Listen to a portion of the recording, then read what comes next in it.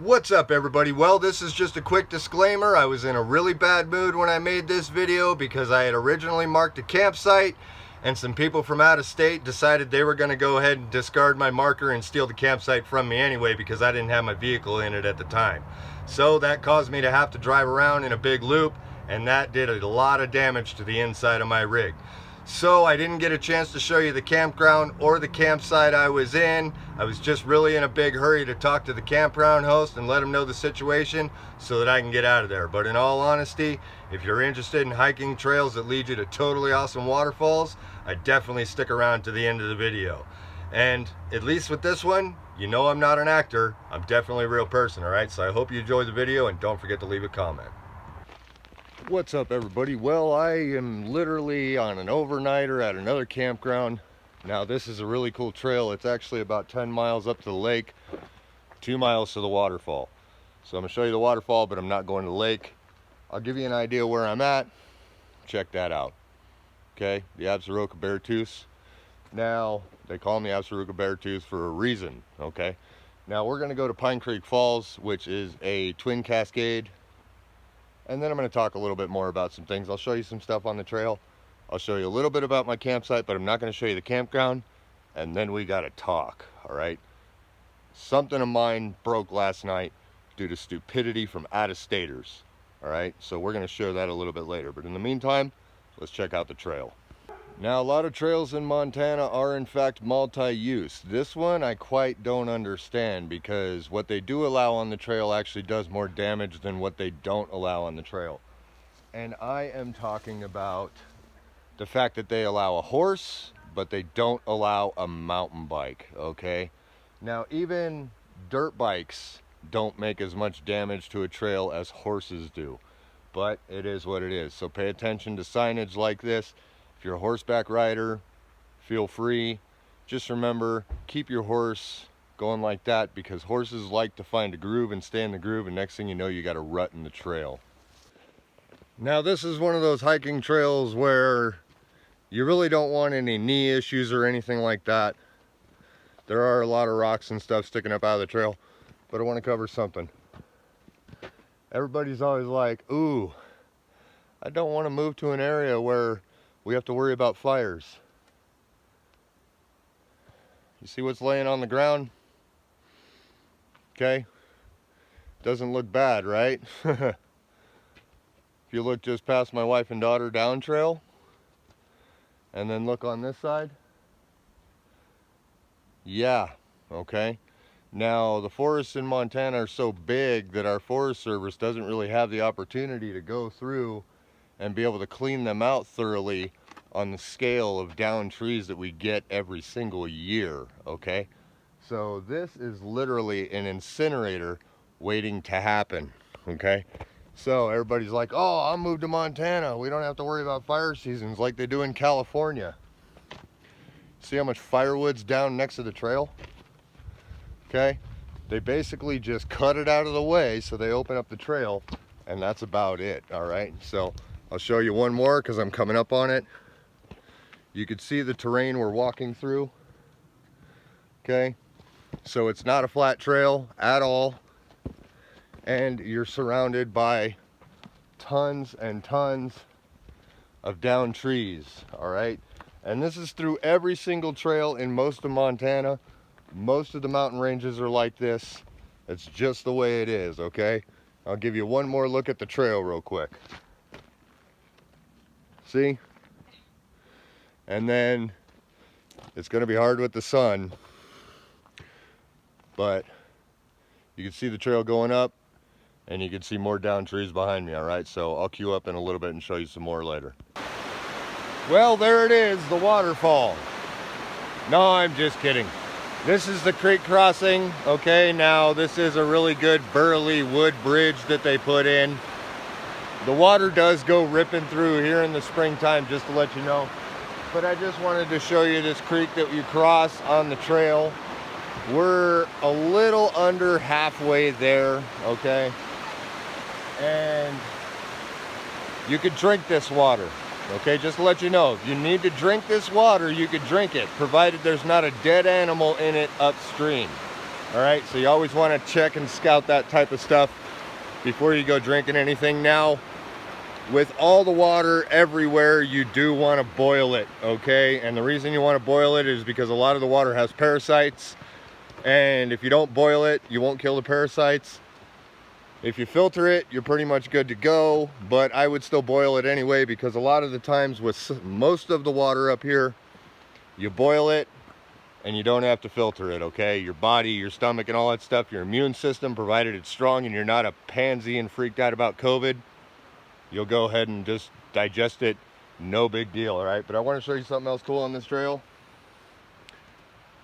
Yeah, raspberries, all right?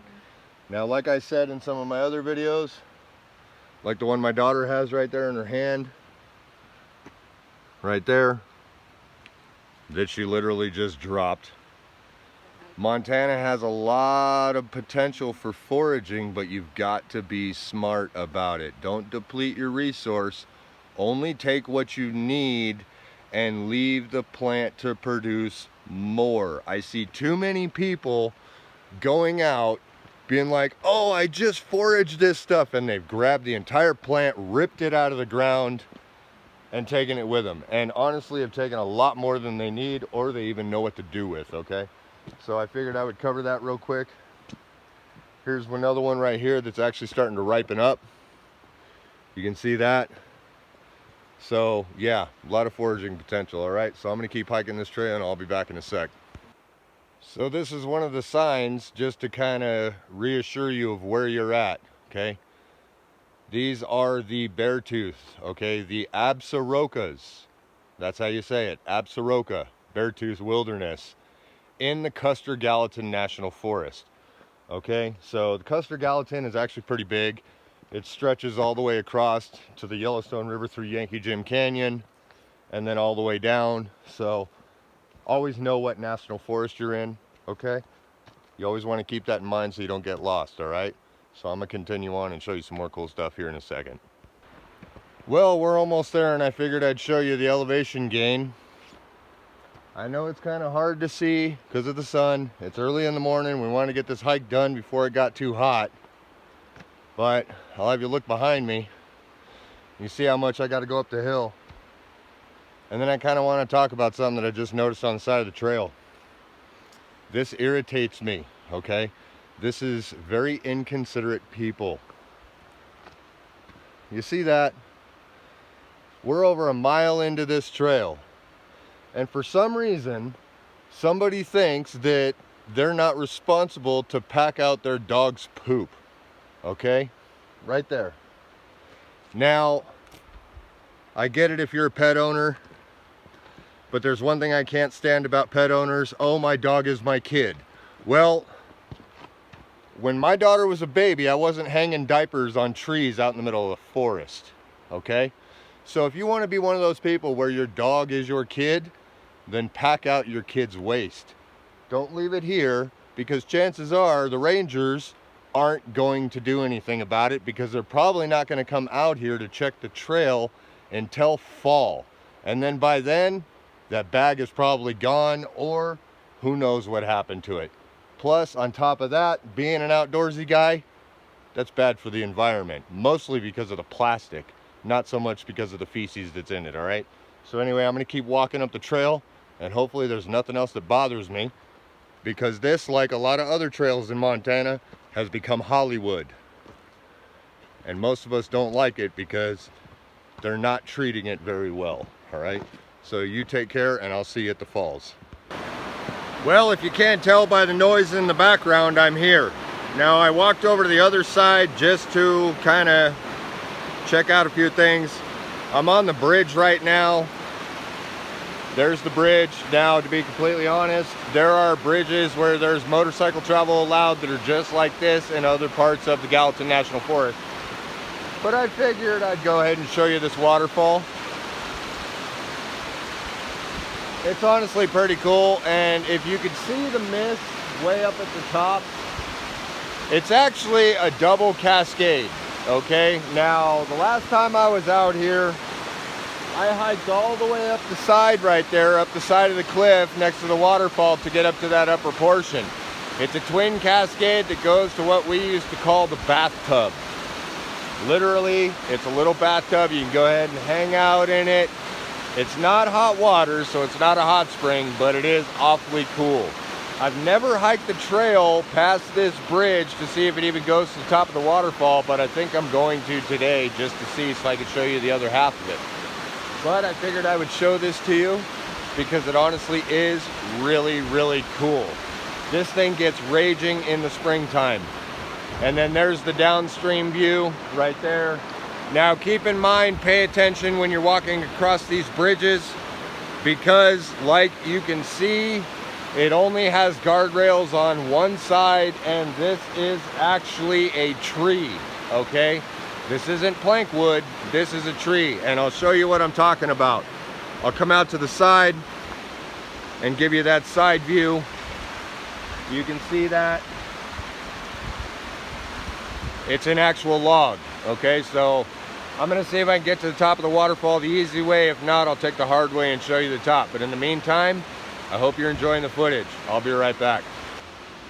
So just to show you this real quick, this is in fact the other cascade of the waterfall most people don't even know is here. There is a hiking trail book that you can purchase that tells you about all the trails and which ones have waterfalls and stuff like that. I'll try to put a link into it in this video down below because I personally don't have the book. My daughter's mom is the one that has the book.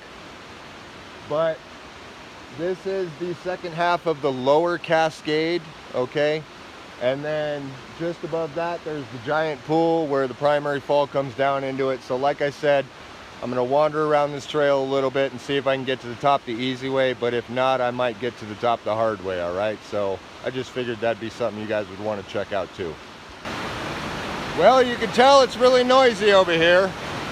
And I'm basically at the second cascade that goes down to the pool where it splits into that twin cascade. So I'm gonna take a couple of steps while I'm paying attention and not looking at you guys so that I don't slip, and I'm gonna show you what's below me. Check that out.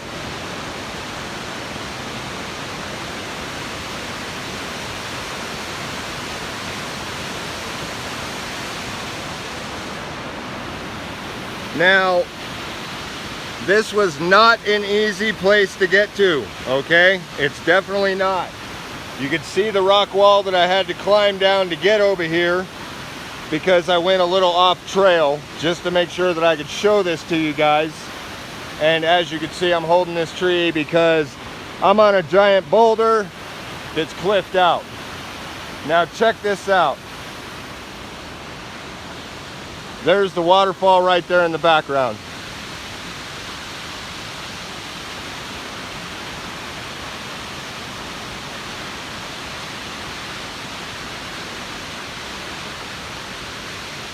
Now I think there's one more small one at the top of that. I'm gonna get back on trail, wind it up a little bit higher and see if I can get to it. If not, then, you know, it is what it is. But I figured I'd show this to you because this is actually really cool. We actually have a lot of waterfalls in Montana, and they're all associated with really nice hikes. Just keep in mind, be kind to your surrounding environments. Don't litter. Don't leave bags of dog poop and stuff like that. That's just really, really disrespectful. And respect nature, because if you don't, nature will take you out in a heartbeat. All right, so I'm gonna get back on trail and I'm gonna climb back up this crazy cliff wall that I had to get down to get over here to show you this. So I'll be right back. Would you look at this view? Pretty cool, huh? Now, if you look out that way, you notice that haze out there? We got a lot of fires going on in Montana right now, okay? Some of them are fully contained and some of them are only 7% contained, and they're like over 6,000 acres easily, okay? But I figured I would show you this view because I'm at the top of the waterfall right now. From here on, the trail goes up the creek all the way up to the lake. But you might as well enjoy the scenery. So you go up that draw and it's just like, it's a draw. But I'll show you the top of the waterfall, how it comes in. Isn't that cool? So there's the creek right there as it's coming down. It comes down to this cascade right here. Now where I'm standing, it used to actually cascade off the side as well, but erosion has taken its toll like it always does, and it's changed the top of the falls a little bit. But I'll show you the view going down the falls, and hopefully I don't drop my phone. So you can see where I'm on a giant granite shelf. It's all smoothed over because this, where I'm standing right now, is literally like this little bathtub area. And when the water was rushing, it billows over the top of this because it doesn't really follow the nature's course of the original water line. But you can see how it's all smoothed out where I'm at, because this was actually part of the waterfall before it got eroded away and changed its course. And then honestly, we don't have as much water coming out of the mountains as we used to, so that's also a big contributor. But I will show you this real quick. This is not a very, very safe place to mess around. So really watch your footing and pay attention to what you're doing, okay? Because if you fall off this, you will die. You're not gonna get hurt, you're gonna die, okay? So a lot of the terrain out here is no joke. But I'm gonna go ahead and show you what this looks like.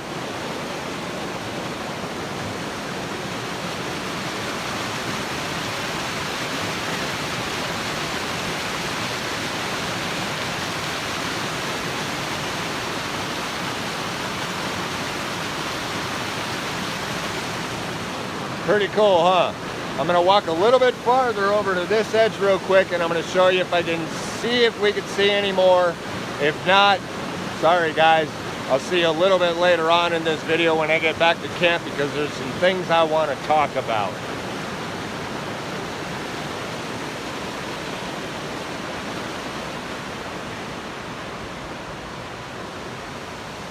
All right, so I'm literally crouching down so that I don't fall and there isn't a wind gust to take me off this mountain cliff.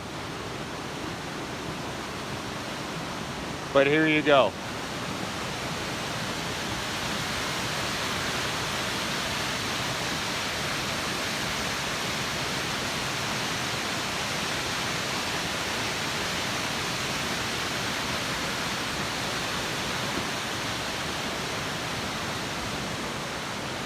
Now you see where the water goes that way, over there off the tip of my finger? Just below that right there, that's what we used to call the bathtub. You can hike up, you can hike up and you go sit in there and relax as long as it's not high water. So that's about it for this trip on the waterfall. If you wanted to come out and do the trail, I recommend that you get prepared and take the right equipment with you, because it is a long hike and you probably will have to do an overnight trip if you're not good at hiking. It's doable in a day if you leave first thing in the morning, but you're gonna get back in the evening. So in the meantime, we're gonna make our way back down to the trail to camp, so I'll see you guys then.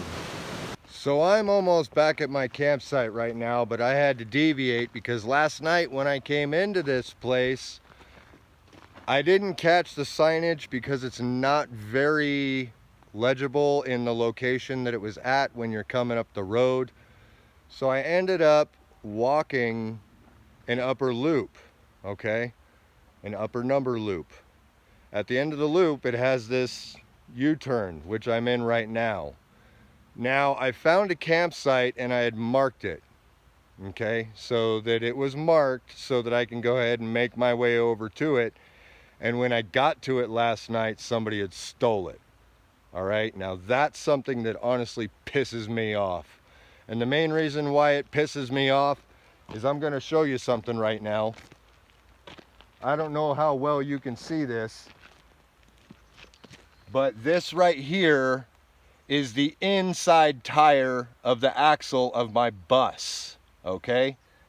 Which means I drove over that hill right there, that boulder right there last night, and the rest of those boulders buried in the ground at the end of the hill. On top of that, because I was forced to do a U-turn in an extremely tight loop that I originally hadn't planned on turning around in, I ended up driving over this stump too, okay?